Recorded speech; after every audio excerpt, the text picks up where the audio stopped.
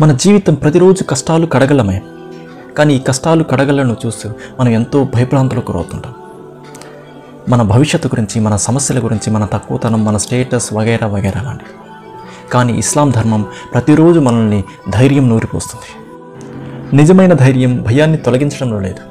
ఆ భయాన్ని తట్టుకుని ఆ దైవం మీద అపారమైన విశ్వాసంతో జీవితంలో ముందుకు అడిగేయడంలోనే ఉంది. ఈ రంజాన్ మాసం మన ఆత్మను పరీక్షించే ఒక గొప్ప సమయం. ఇందులో మన ఉపవాసాల ద్వారా మన ఆకలిని మాత్రమే నియంత్రించడం కాదు, మన భయాలను కూడా నియంత్రించడం తెలుసుకోవాలి.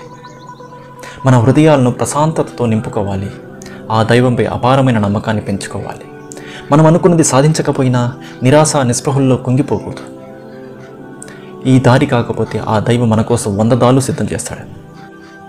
ఈ రంజాన్లో మన భయాల్ని ధైర్యం, స్థైర్యం, ప్రగాఢమైన నమ్మకం విశ్వాసంతో నింపుకుందాం. మరింత బలవంతులుగా అవుతాం.